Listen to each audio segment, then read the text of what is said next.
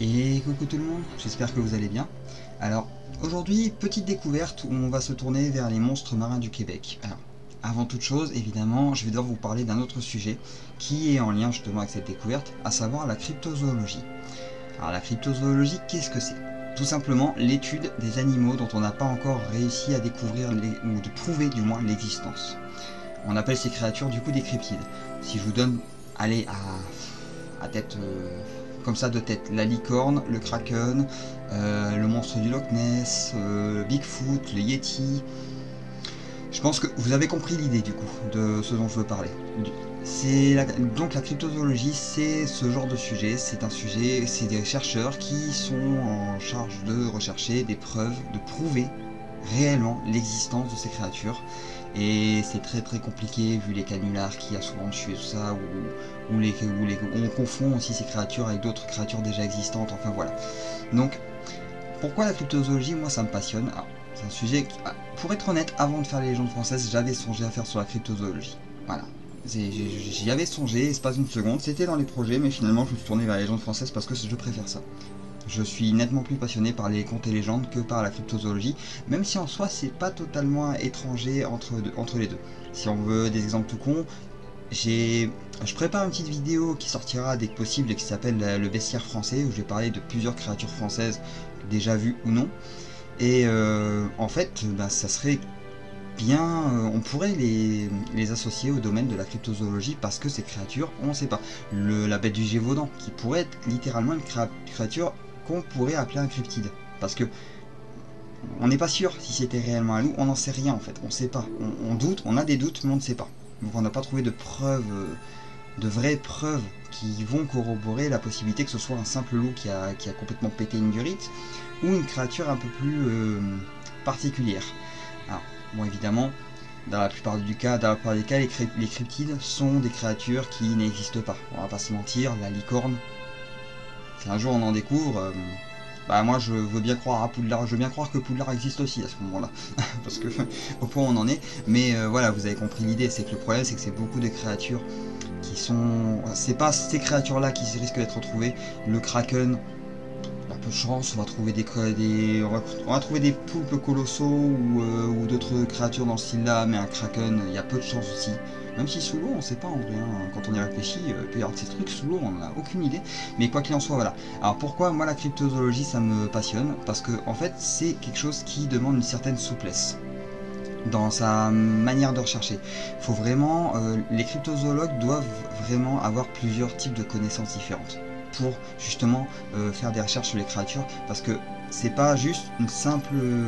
ils n'ont pas la créature sous les yeux. Ils n'ont pas de preuves, ils n'ont rien sur la créature concrètement parlant. Ils doivent chercher de différentes manières comment réussir à localiser cette créature pour la découvrir et tout ça.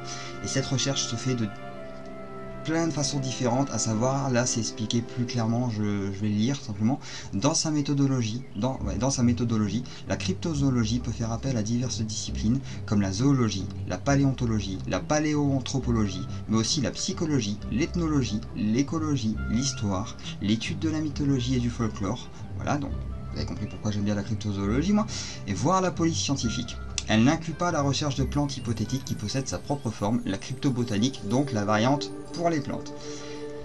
On peut aussi rajouter la sociologie, même si bon, je suis moins fan du terme sociologie qui ne veut plus dire grand chose au jour d'aujourd'hui, mais voilà, la sociologie impliquait de connaître les mœurs locaux, du coup les habitudes locales des différentes personnes qui avaient pu en parler, savoir si ces gens pouvaient mentir, vous avez compris l'idée.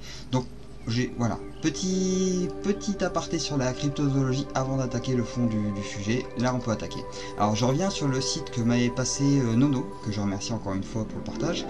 Et dans ce site il y avait les monstres marins du Québec que je voulais justement découvrir avec vous. Alors je vous rassure, on va pas tout lire parce que ça risque de faire un peu long, mais il y a deux liens et on va se tourner vers les deux liens, à savoir là pour Champ et pour Memfray, qui sont deux créatures justement se trouvant au Québec.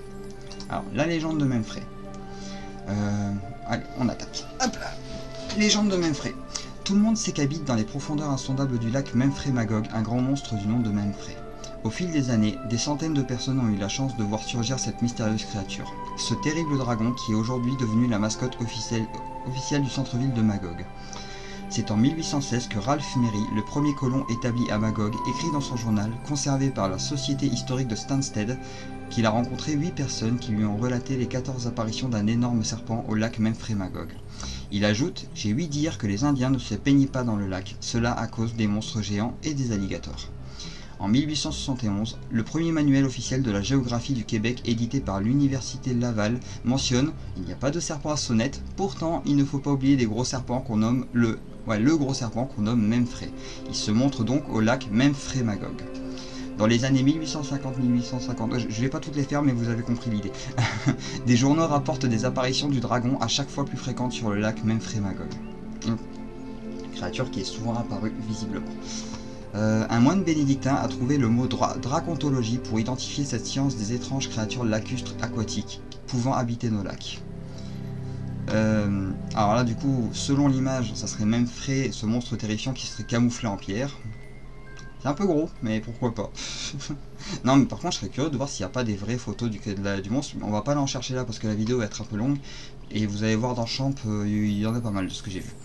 Alors, ce néologisme a été accepté et officialisé par l'Office de la langue française du Québec le 3 décembre 1984. Cela est une preuve certaine de l'existence du monstre. Preuve certaine. Pourquoi pas, oui, je suis pas sûr. Après, on l'a pas vu à proprement parler, on l'a pas trouvé. Donc ça reste qu'un cryptide jusqu'à preuve du contraire.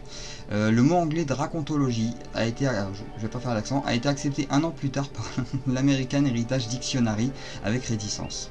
Donc ils ont beaucoup de mal à vérifier. Alors, pour la cryptozoologie, pour vous faire un petit aparté, souvent la cryptozoologie et la zoologie sont pas en grand accord. Alors, il me semble de ce que j'avais lu que les zoologues n'ont pas une... C'est pas qu'ils n'ont pas d'estime pour la cryptozoologie, c'est plutôt que chercher des créatures qui n'existent pas, c'est compliqué de leur côté. Donc la cryptozoologie n'est pas dans le domaine scientifique, à ce que j'ai compris. Enfin voilà, on continue. On sait que la Société internationale de dracontologie du lac Memphremagog a été fondée officiellement en 1986, mais elle avait débuté ses recherches à faire la description des documents selon la RDDA depuis 1979. La célèbre archiviste Madame Isabelle Dion peut-être de la même famille, peut-être, allez savoir, vient d'éditer une œuvre monumentale en 9 volumes et 4761 pages. Il y avait de quoi dire. Ah oui, quand même, c'est pas mal ça. Consacré aux monstres. Okay. C'est quand même un monstre, on sait pas. On sait que tous les monstres connus sont d'origine anglaise. Kelpie, Nessie, Tessie, Caddy. Alors Kelpie, c'est le cheval d'eau en quelque sorte. Je sais pas si vous avez déjà vu une image, mais n'hésitez pas à aller voir, c'est une très belle créature en passant. Nessie, je la présente plus, et Tessie et Caddy, j'avoue que je connais pas. Le grand québécois Memphré est la première créature aquatique qui porte fièrement un vrai nom français. On se souvient du premier archiviste de la Nouvelle-France, Monsieur Bénigne Memphré Bassett, du grand général des sauvages François Memphré Luc de la Corne, ou encore du grand Premier ministre Jean Memphré Charest.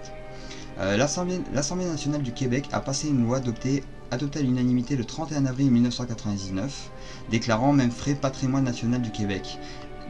Elle a assigné aussi une allocation de 200... Ouais bon, après, ça c'est les détails autres. Alors voilà pour Memphré, je vous propose qu'on passe sur Champ, histoire de pas trop perdre de temps parce que là il y a de la lecture. Alors Champ. La créature du lac Champlain, lac situé dans l'état du Vermont en Nouvelle-Angleterre, fait partie de ces grandes créatures aquatiques qui hantent les lacs immenses des régions froides ou tempérées. Le plus célèbre de ces monstres est bien sûr celui du Loch Ness situé en Écosse. Ah oui, Champ c'est le pendant québécois du Loch Ness. Voilà, pour faire simple.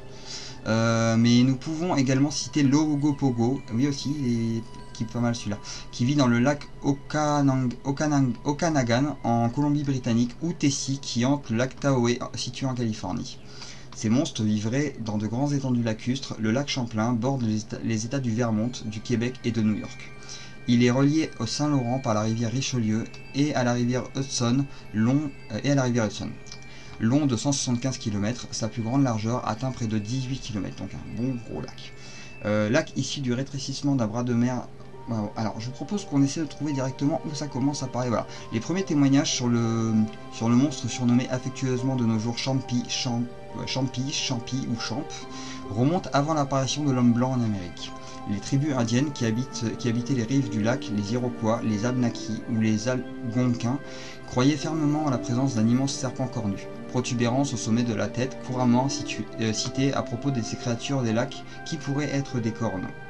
Ah, excusez-moi, parce que j'avoue que là la lecture est un peu compliquée avec le fond qui ressort, qui pourraient être des cornes, ou bien des jets d'haleine provenant des vents, comme le souffle des baleines ou d'autres cétacés. Ce serpent géant cornu avait pour nom indien Chausaru. Ah, sympa, c'est sympa comme nom. Un des plus célèbres, et je préfère limite. Alors, personnellement, je préfère Chausaru à Champ, mais après, c'est que mon avis, évidemment. Un des plus célèbres explorateurs de ces régions, Samuel de Champlain, a relaté qu'il avait vu le monstre lors de son expédition sur le lac en juillet 1609. Champlain décrit un énorme serpent de 7 mètres de long, aussi large qu'un tonneau, et possédant une tête en forme de cheval. Alors, on serait plus proche du kelpie que du serpent, du coup, là, s'il a une tête de cheval. Il convient de noter, il me semble que le kelpie, c'est la tête de cheval, la base. Bref, je vais continuer. Il convient de noter que cette forme de tête d'aspect chevalin est également rapportée dans le cas du lac du monstre de Loch Ness. Ah, donc c'est la même créature.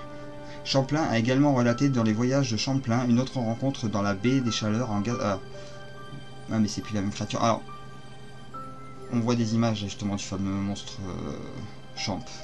Alors, on ne sait pas si c'est vrai ou pas, mais quoi qu'il en soit, voilà. Il y a encore une chose étrange digne de réciter que plusieurs sauvages m'ont assuré être vrai, c'est que proche de la baie des Chaleurs, tirant au sud, est une île où fait résidence un monstre épouvantable que les sauvages appellent Gougou, et m'ont dit qu'il avait la forme d'une femme, mais fort effroyable et d'une telle grandeur qu'il me disait que le bout de notre vaisseau ne lui fût pas venu jusqu'à la ceinture, tant il le peignit grand. Wow. J'adore comment. Alors, c'est écrit en vieux français, ça se voit. Et que souvent il a dévoré et dévore beaucoup de sauvages, lequel il met dans une grande poche quand il peut attraper, et puis les mange.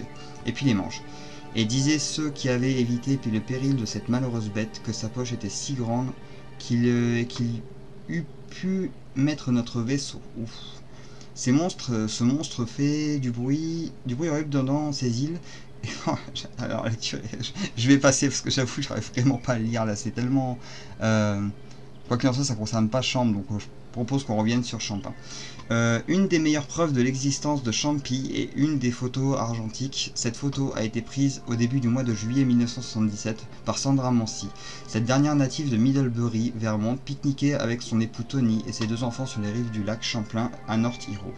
Quand soudain, les témoins remarquèrent des remous étranges à la surface calme du lac. Quelques secondes plus tard, un animal de plusieurs mètres fait surface, exhibant aux témoins ébahis un long cou surmonté d'une tête.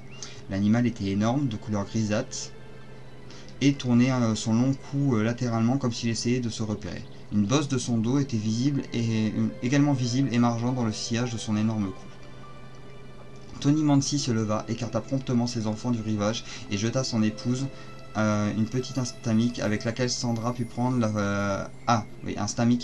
pu prendre la photographie suivante qui est devenue célébrissime. Donc on voit effectivement la photo qui est là, qui est assez ouais, oui, ça serait c'est clairement le pendant américain, enfin plutôt québécois, canadien de Nessie.